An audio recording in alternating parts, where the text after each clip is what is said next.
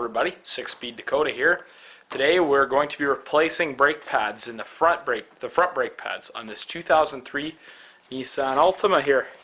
This happens to be my priest car. In case you watched my last video, he had sold the Grand Marquis, the one with the idler pulley. So yeah, it's too heavy on gas for him, so he bought this instead. So we're just going to replace the brake pads, because if you actually look at these rotors, how nice and smooth the surface is, and it doesn't look glazed in any way, shape, or form. They look absolutely perfect. I've never seen a rotor that looks this good with worn out brake pads. So I've already sort of taken this side apart, so we're going to start fresh on the other side. Alright, so one question you may have is, how do I need to know my brake pads need replacing? Well, if you look at the brake pad from the top like it would be sitting in the car, where you have that little view window in the top of the caliper, you can see that the brake material is actually thinner than the steel backing plate. That is an indication that they need to be replaced. Also, if you look at this, you see that there's not a lot of brake material before it hits that squealer tab.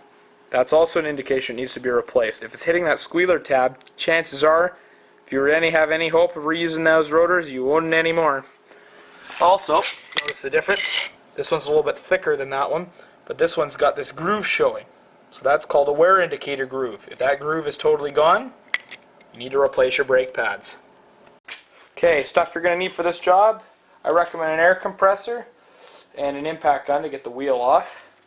And you're going to need a ratchet with a 14mm socket on it. And of course, you're going to need some brake lubricant compound and some high quality premium brake pads. I don't ever use the cheap ones that don't come with the shims on the back molded already into them, because they just they rattle, chatter, and vibrate and squeal and all kinds of nasty stuff. If you notice, I was already wearing my safety glasses. That's because I need to use a chrome socket on the end of this. I don't have an impact in this size, which is 21mm. So just be very, very careful. But make sure you wear your safety equipment.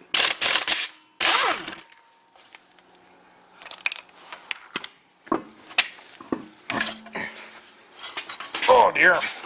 Sorry, with one hand. There's the other side. So, now that we got the wheel off, we got to remove the brake caliper. There's one other thing I forgot to mention in the stuff you need, and that is a clamp of some sort. You can use a big pair of channel locks, that works as well. Okay, so next we're going to turn the wheel so that the caliper is facing outward. So in this case, because the caliper is at the front, turn the key on, and we're going to rotate the steering wheel all the way over to the left.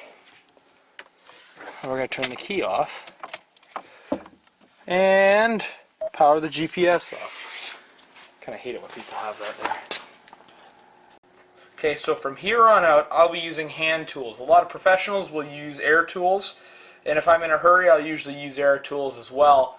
You got to be very careful that you don't damage something at that point. But I'm trying to teach you guys how to do this. I'm assuming that's why you're watching these videos, other than you're big fans of me, which is probably not likely.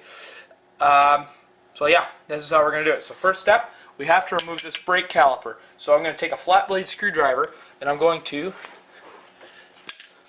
stick it into the holes of the rotor right here. So, I need an extra hand. So, what I'm going to do is I'm going to just lightly pry back against the caliper, just ever so slightly.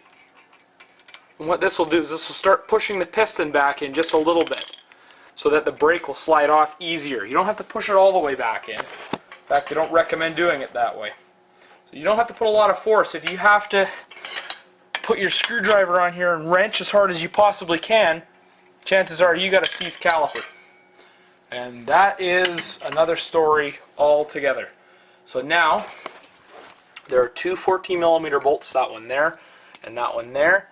Now you can either take one out or you can take them both out. I prefer to take them both out because then the caliper gets right out of the way.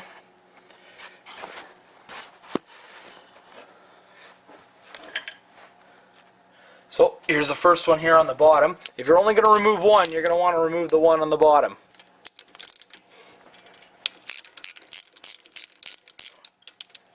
You see these little rubber dust boots? These are very, very important because these protect the slider pins inside there. Now you see how it springs back instantly when I let it go. That means that the slider pin is probably not rusted in there, is working very, very well. So if you are only taking one off, now what you do is you'd swing the caliper up. I'm going to go back just a bit. I'd swing the caliper up and back like that, and I'd pop this dust boot out like that. Now I don't like doing it that way. I find that it's just kind of, it's harder to line everything up at the end of the day. So I'm going to attempt to put it back in. Oh shit. Okay, so because we're removing both the top and the bottom caliper bolts, here's the top one right here. Oops. Now you may have to hold the caliper down as you break it loose. Now, if it doesn't want to come loose, what you're going to do is you need to put the bottom bolt in loosely. Make sure it's in there a few threads. But since I was able to get it loose, we'll pop this guy off here. There we go. Now your caliper should just lift right off very easily. Now what we'll do is we'll take it and sit it up by the rotor like that. The reason that we're doing this is so that it doesn't hang by the brake hose. Next step, we're going to take our two brake pads. So this guy here and this guy here. So this is the outboard pad. Now this one's actually kind of thick, but as you see the inboard pad's quite thin. So we got to make sure that these sliders are good. But this tends to happen on floating calipers. Just be kind of careful when these things come off.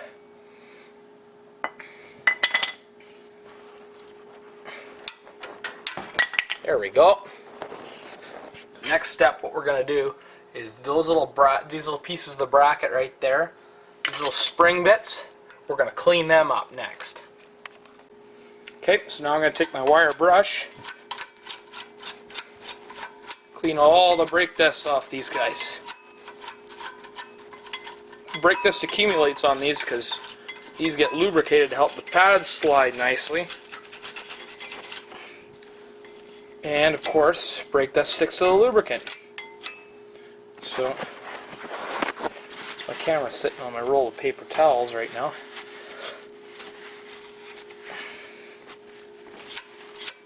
These brakes are in great shape.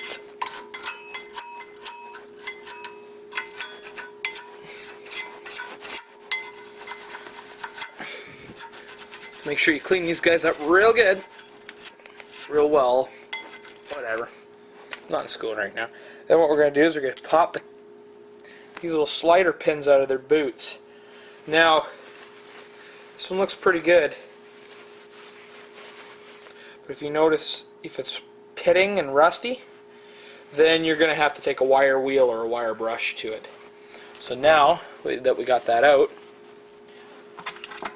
what we're going to do is we're going to open our little pack of brake lubricant.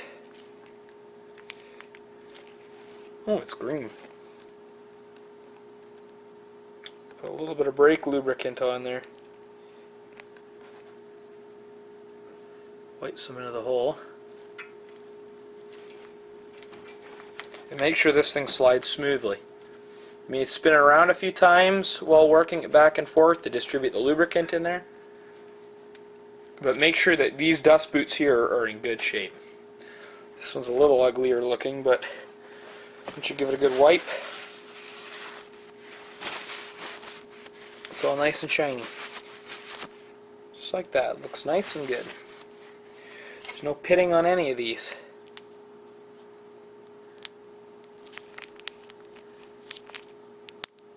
Typically you find pitting on like older Chevys and stuff like that that don't have these dust boots. That's why these dust boots are very important. That moves back and forth nicely. So now that we cleaned all the sliding surfaces up, wipe the extra brake dust off them. What we're going to do is we're going to take a little bit of anti-seize, like that, and we're going to wipe some into the spots where the pad contacts these little clips, because this will allow the pads to slide nicely without getting bound up and stuck.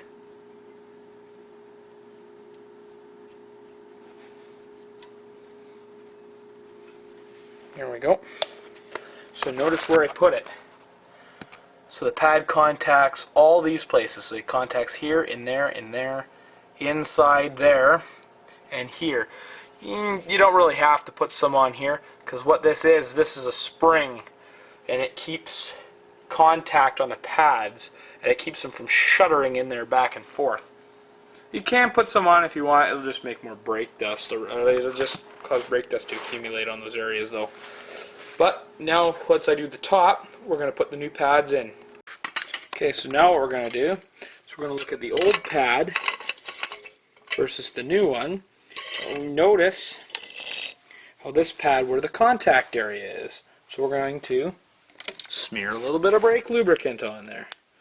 Don't go giving me hell. It says it right on the back of the package that this is what this stuff's for.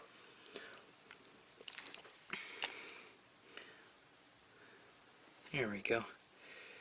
You don't need to put a huge amount on there, but mainly you're trying to get where the two kind of fork parts of the caliper are. That's plenty of lubricant. You don't need a whole ton. Okay, maybe a touch more, but there we go. Just notice where the caliper sits. Gonna put a little bit of grease there. You don't want to put it here, because it'll just accumulate brake dust.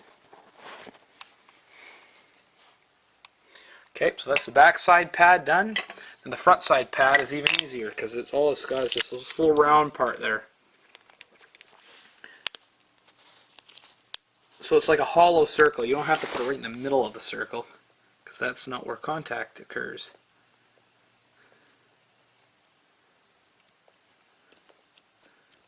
Just like that. I got plenty more left for the other side.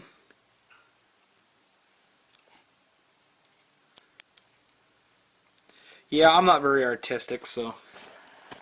Okay, now comes the slightly tricky part. So you notice these two little tabs, that one there, and that one there. Well, these actually hook into these guys right here. So that's where it can become slightly tricky. So here's what we're going to do. I'm going to hang that light up so I can just get a little bit of light there somehow. Okay, we'll do it from the armpit shot. There we go.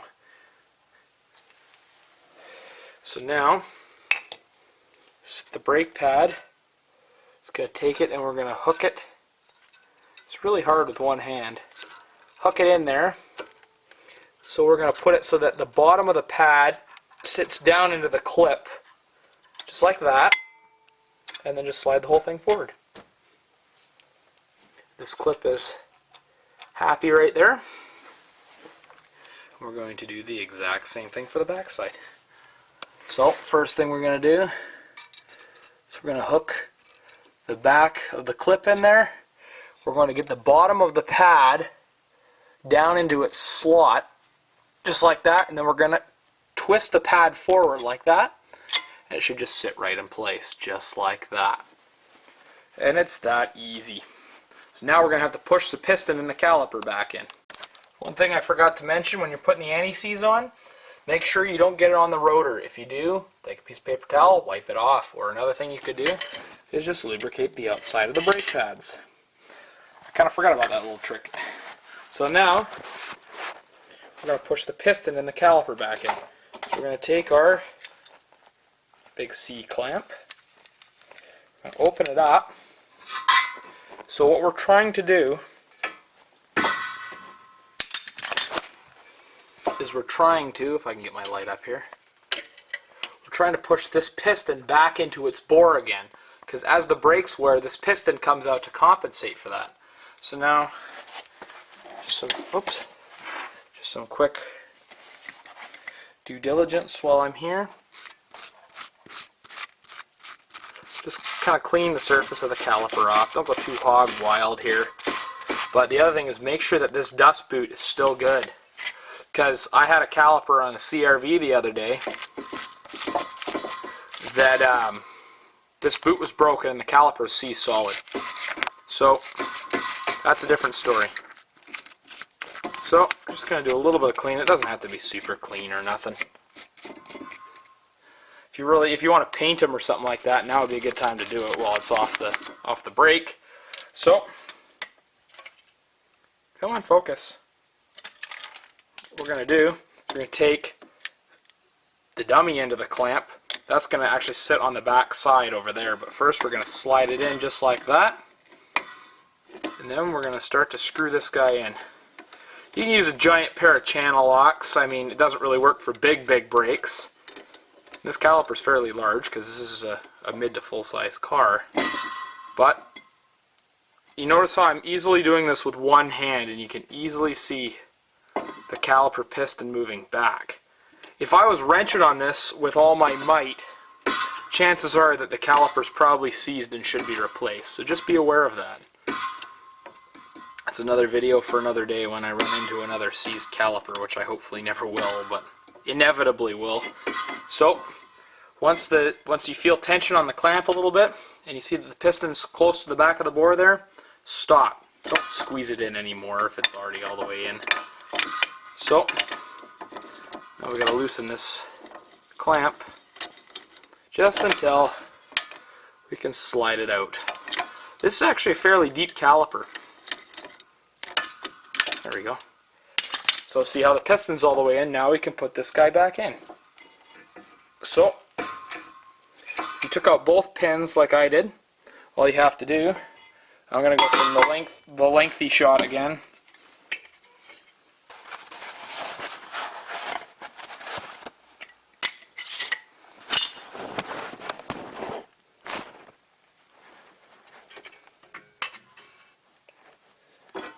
Just going to take the caliper, and I'm trying to do this with one hand, so please be patient with me.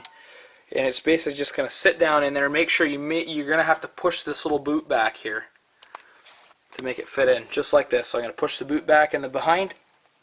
The caliper should slide right into place, just like that. There we go. Now that the caliper's in place, we're going to take our two bolts and go from the long shot again. Now I like to put a little anti-seize on these bolts. You don't have to go hog wild. But if you're changing the rotors, see these big fat bolts right there, I definitely recommend putting anti-seize on them, because usually you can't get them off without a little bit of healthy persuasion.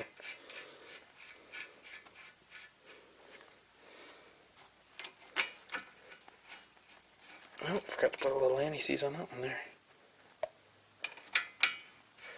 So now with brakes, you have to make sure that everything is tight and properly tight. So wherever there it is. So you don't have to kill this, but you got to make sure it's tight.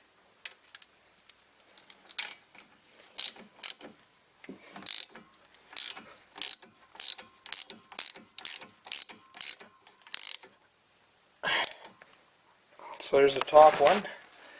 Top one tight, bottom one tight, and I go top one tight, bottom one tight. The reason why you do it 2 or 3 times is so that you absolutely know that those are tight, because you do not want this caliper falling off. So now you see that this caliper can flop back and forth like this. That's okay, because when we press the brake, that piston's going to come back out, and the piston is going to meet the brake pads, and it's going to take up all that slack. So I'm going to go to the other side and demonstrate how to put the caliper on if you only took the bottom bolt out. Okay, so I got the brakes back in on the other side. So I've actually pulled the caliper out. There we go. I've actually pulled the caliper out. I've greased this guy. This guy's greased as well. So now I have the caliper actually sitting in its bracket but open like this. I got the pads in. So now what I'm going to do is I'm just going to twist this guy down. Now this may require a little bit of... There we go. Same thing, we're going to push the pin back in a little bit. Just enough. Come on.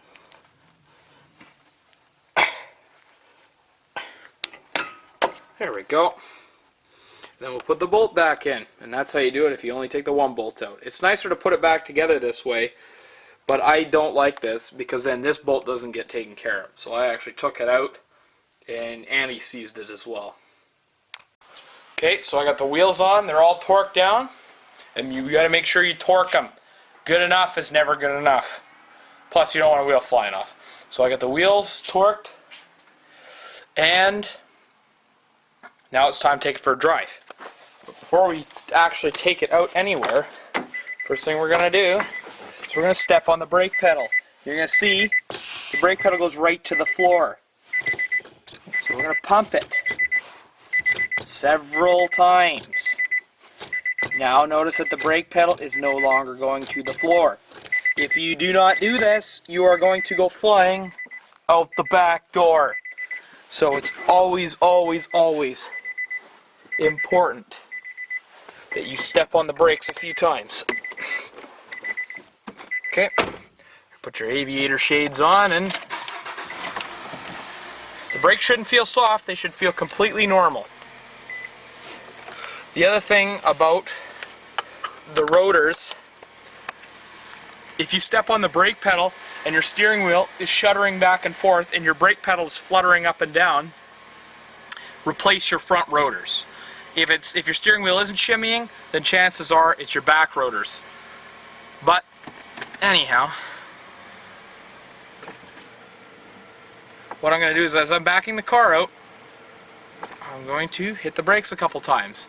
Because if something's wrong and say the brakes didn't work, now's the time to find out while I'm still in the driveway.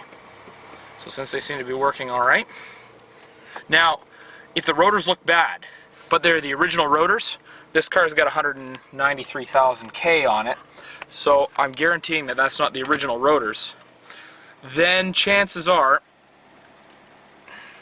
turn the GPS off here, chances are that they should be replaced. Now if they're all scored up and the vehicle is newer, then you could probably take it to get them turned. I don't like turning rotors, but if they're factory replacements, then I'll turn them.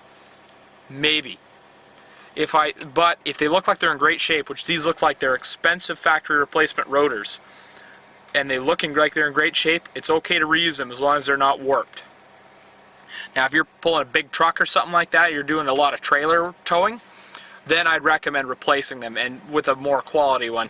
I wouldn't go for the cheap Chinese knockoffs because they'll just wear down to nothing in virtually no time. So here we go. Now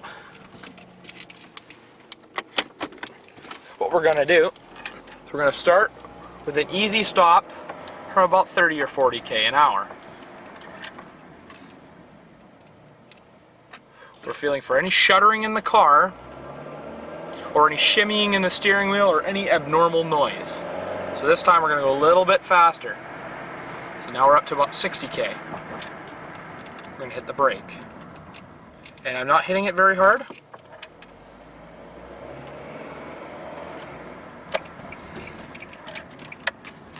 This is called bedding the brakes in.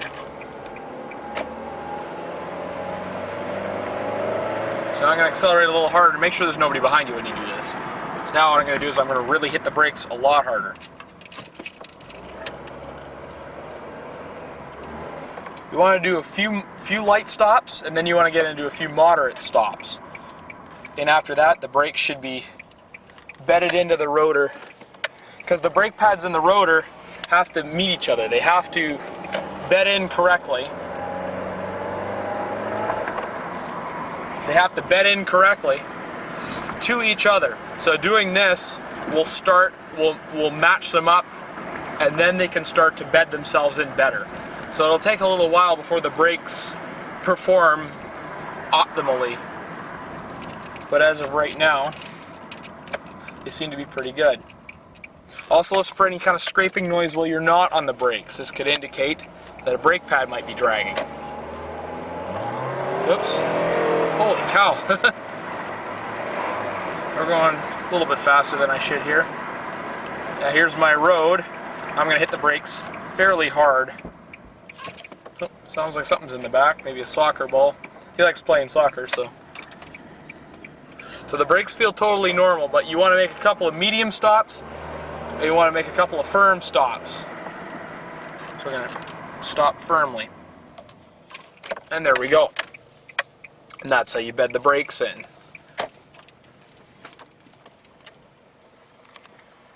Put this guy in park so I can give it a wash. Oh, maybe the e-brake doesn't work. It does work. Thought the e-brake didn't work.